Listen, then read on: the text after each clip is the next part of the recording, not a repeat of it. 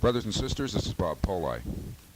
The Executive Board met for 3 days in Baltimore to come up with the Brothers and sisters, this is Bob Poli. Your Executive Board met for 3 days to come up with the position of the union. We have transmitted that to you in the call pack.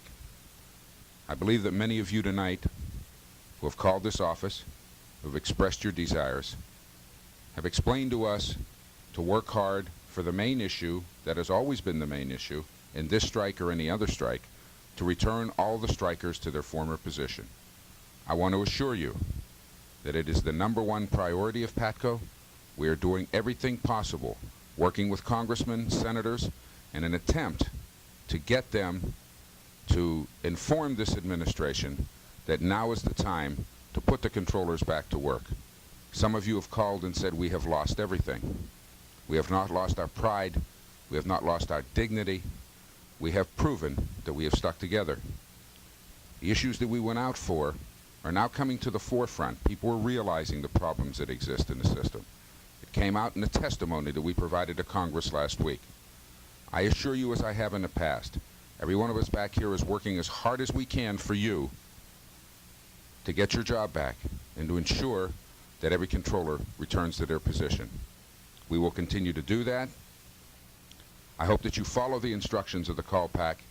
It is absolute necessity that we retain our structure and that we move forward. Brothers and sisters, I know it's difficult times, but we still must remain as PATCO so that we can go back to work together and perform the job that's needed for everyone.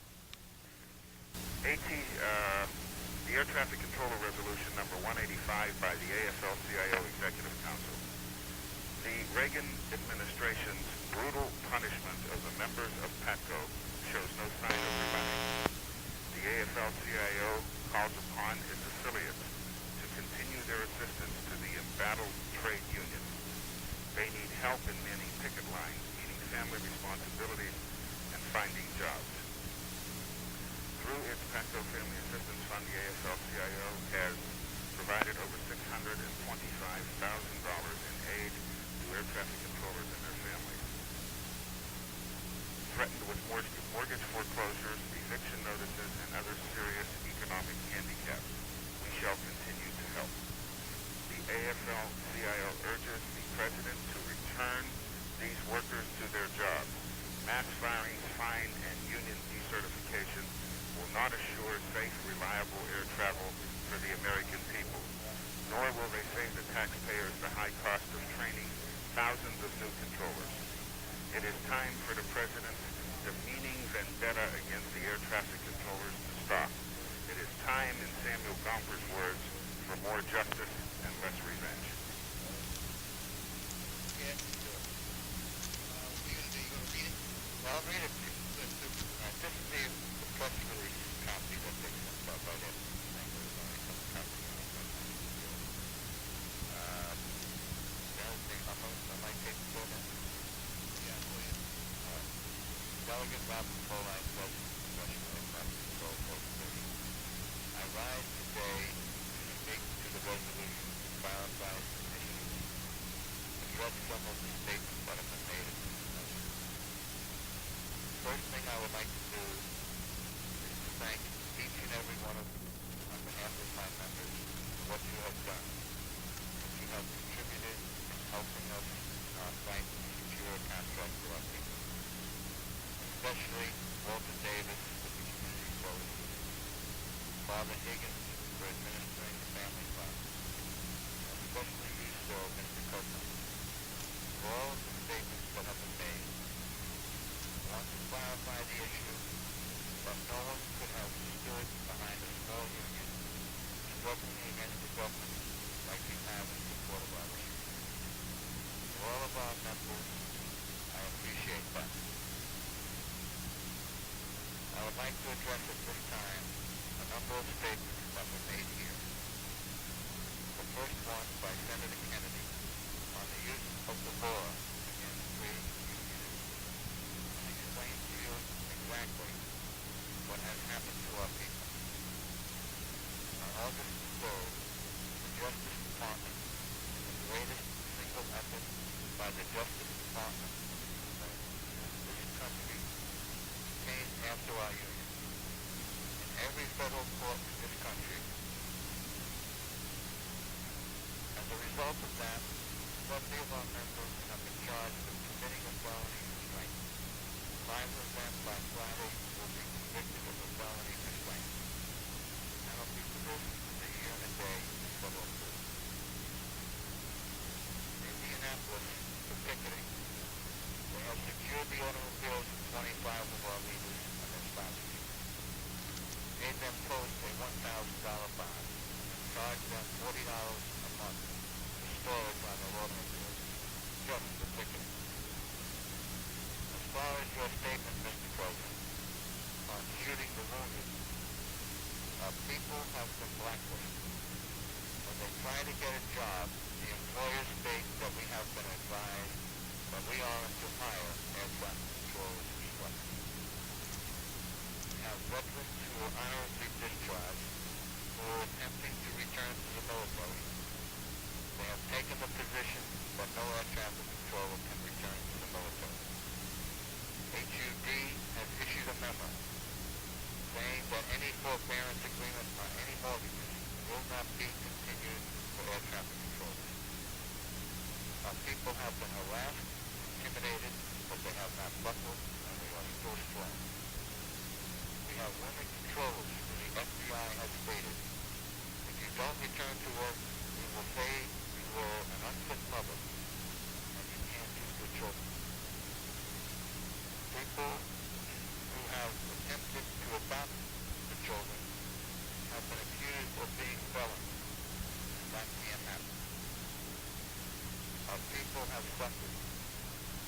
They have suffered greatly. I stand before you today to ask you to support this resolution.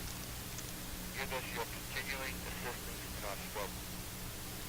I am sorry for the inconvenience that we have laid on you.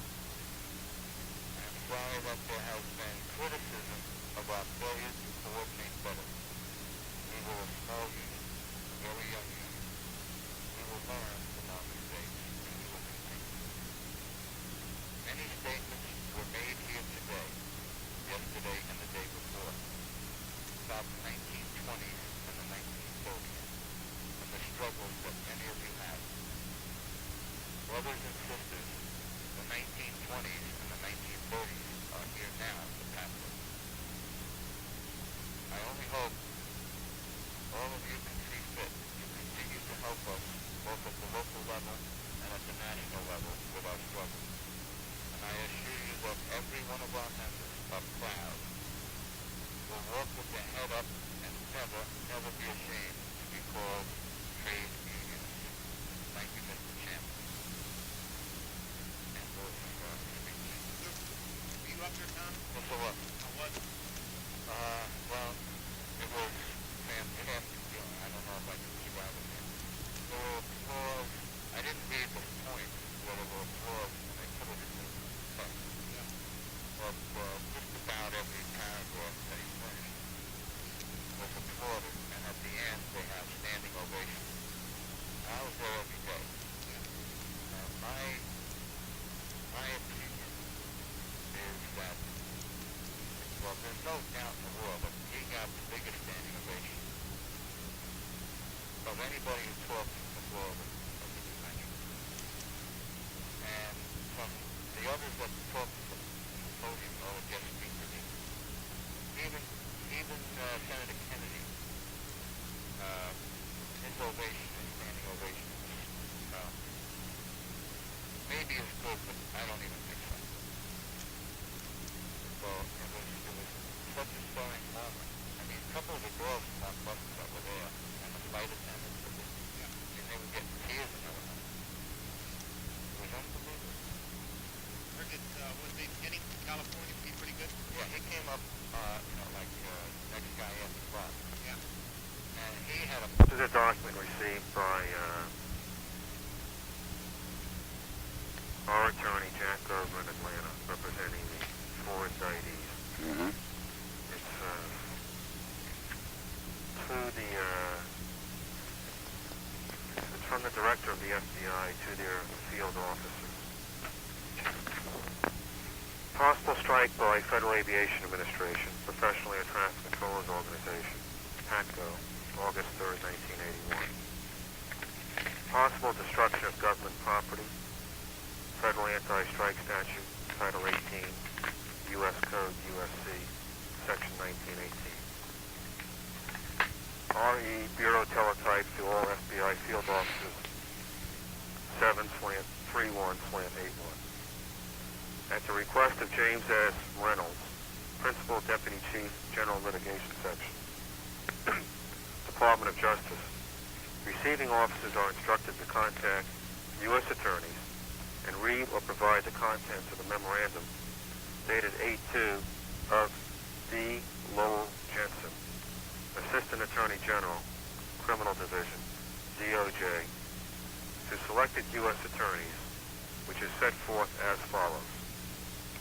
It now appears that a nationwide air traffic controller strike will begin with the morning shift tomorrow, Monday, August 3, 1981, approximately 7 a.m. your time.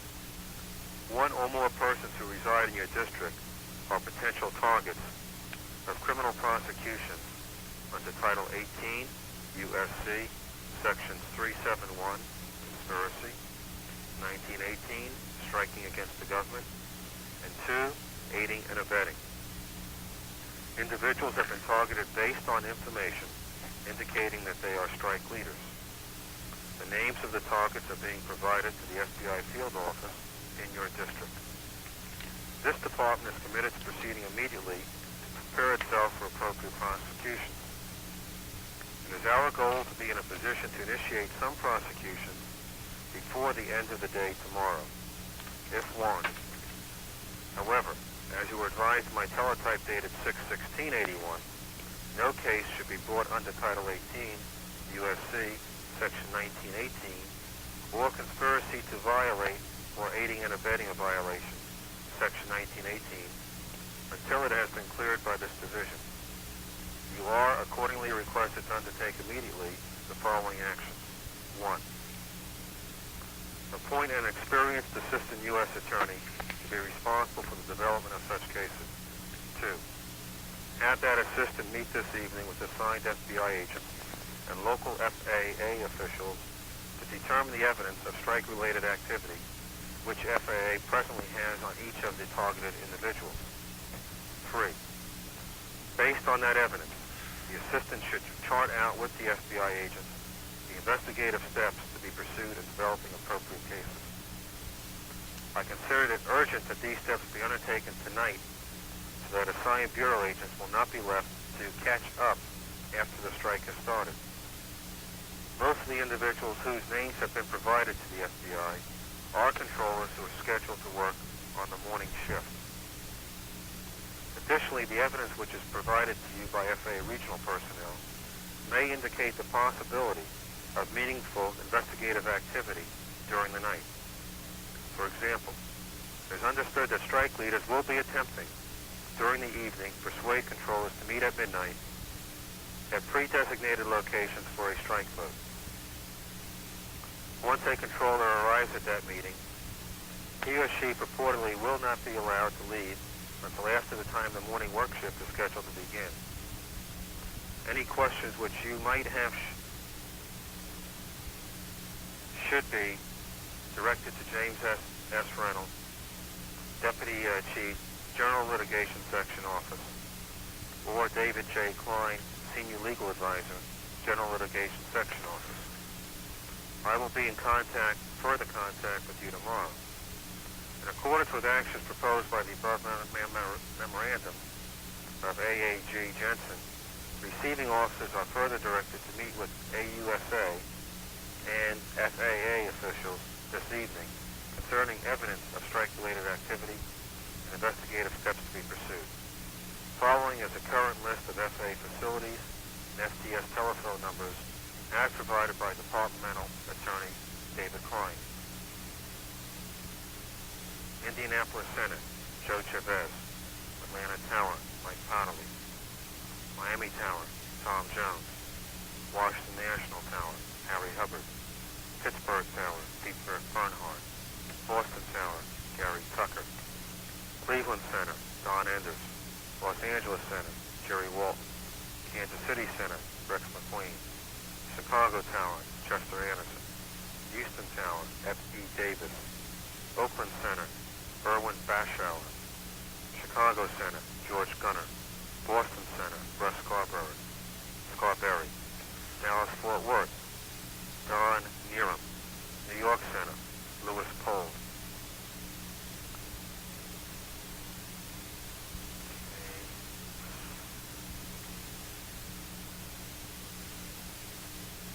Cut the tape right there, Dave. It's off, rolling. Cleveland Center, Robert M. Wilson, shift. Monday, 7:30 a.m. to 3:30 p.m. Timothy F. Nowicki. Regular days off, Sunday and Monday. Robert O'Hara, RDO, Sunday and Monday. Oakland Center, Bob Kinney, RDO, Sunday and Monday. Washington Center, Angelo Lizelli. He's the chief. Phoenix Tracon, Lauren Kirky. He's the chief. Seattle Center, William Abernathy. Chief. Names of the suspected PATCO strike leaders as provided by FAA officials are as follows. I know what happened. This page got out of order is what it was. Okay. Okay, I'll continue on. Indianapolis Center, Al Doyle, 7 a.m. to 3 p.m. Larry Wilburn, Michael Roll. Washington National Tower, Michael Kraus, 7 a.m., 3 p.m. Gary Wolf. Theodore Zahobinsky. Richard S. Cox. John Thornton, scheduled 3 p.m. to 11 p.m. Atlanta Tower, John T. Devane, facility rep, 8 a.m. to 4 p.m. Jonathan D. White, 7:30 a.m., 3:30 p.m. Philip Jones, 12 midnight to 8 a.m. Pittsburgh Tower, Joe Mastriani, 7 a.m. to 3 p.m. Miami Tower, William E. Clements, 11 a.m. President. Louis Carrillo, 7 a.m. Vice President. James E. Hayes, 7 a.m. Boston Tower, Frank Sweezy, 7 a.m. Kevin Brophy, 7 a.m. Michael Cook, 7 a.m. Houston Tower, Richard Hoover, 6 a.m., 2 p.m. New York Center, Michael DiGiovanni, President, 7 a.m., 3 p.m. Thomas Henry, Rep, 7 a.m., 3 p.m. Names of additional suspected PATCO strike leaders will follow in subsequent teletype. William K. Sweeney, RDO, Monday and Tuesday. Tom Cooper, scheduled 4 p.m., 12 midnight, on annual leave, not CL as yet. Morris Garcia, 7 a.m., 3 p.m.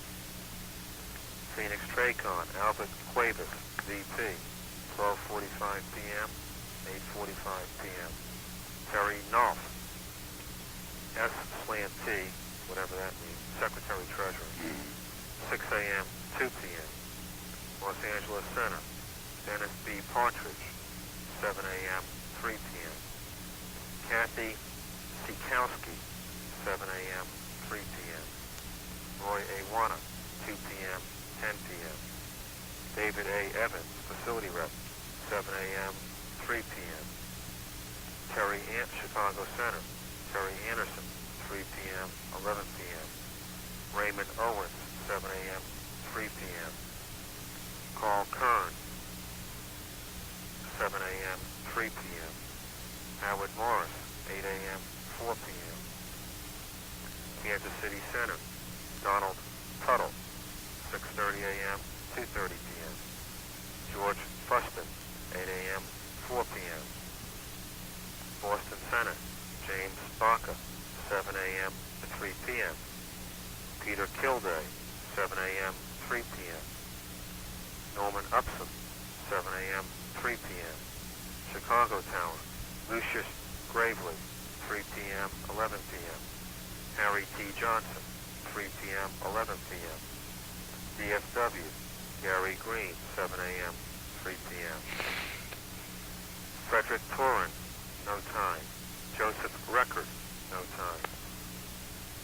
They're from the Common Eye. Right. Bay Tracon, Al Stevens, 6 a.m. 2 p.m. Darrell Reason, 2 p.m. 10 p.m. Reed Wesky, 7 a.m. 3 p.m. Don Bigelow, VP, 7 a.m. 3 p.m. Bernard Camp, Treasurer, 7 a.m. 3 p.m. Darrell Jones, Secretary, 7 a.m. 3 p.m. Walter Guina, parentheses CB, 8 p.m. 10 p.m. Gerald R. Tusa. First Texas must be Jerry Tusa. RDO, Monday and Tuesday. Harry L. Grant, President, midnight, 8 a.m. on Monday. Anthony Ramone, RDO. Paul Diavato, Facility Rep, RDO. David Isles, AILES. James Gallagher, RDO. Hostile strike by Federal Aviation Administration, Professional Air Traffic Controllers Organization. PECA, August 3rd, 1981. Possible destruction of government property, Federal Anti-Strike Statute, Title 18, USC Code, USC, Section 1918, PECO Executive Board. Robert E. Poli, Robert E. Meyer, PECO Headquarters. Michael Furman, PECO Headquarters. Gary Eads, Dominic Torquia, George Brandon, David Siegel, Charles Campbell. PECO Directors, David Trick. Dennis Reardon, PECO Headquarters.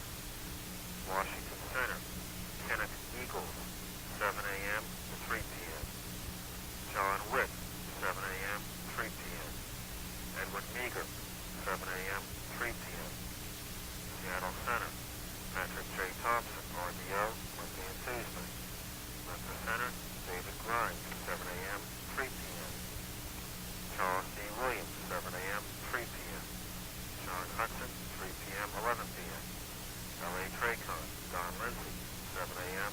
3 p.m. L.A. Tower, Dirk Coopers, CUYPERS. Robert Bernstein, Steve Riley. Memphis Center, the name is Facility Chief Woody Parker. L.A. Tracon, MP or Mr. Holliger, Field Chief, HLLWIGER. L.A. Tower, Ivan Hunt. He's the chief. Okay. Hostile strike by Federal Aviation Administration, Professional Air Traffic Controllers Organization, PACO, August 3rd, 1981. Possible destruction of government property, Federal Anti-Strike Statute, Title 18, U.S. Code, USC, Section 1918. Raymond Duffield, Rep, 7 a.m., 3 p.m. Hold on 1 second, Dave. Raymond Duffield, Rep, Bayport, New York, 7 a.m., 3 p.m. Atlanta Center, Henry R. Elliott, day shift. Gary Clark, day shift. Timothy D. Benacosa, Facility Rep, evening shift. Miami Center, Abe Stark, day shift. Gary Hines, day shift. Mike Widows, day shift. Denver Tower, Larry Moffett, parentheses CB, 2 p.m., 10 p.m. Gary Shields, Rep, 3 p.m., 11 p.m. Max Winter, negotiating team, 7 a.m., 3 p.m. Denver Center, John Haggerty, day shift. Morris Crow, day shift. Charles Schurz, day shift. Carl Malasic, Easton Center, Frank Juarez, 3 p.m., 11 p.m. Leslie Hall, VP, 7 a.m., 3 p.m. George Johnston, Treasurer,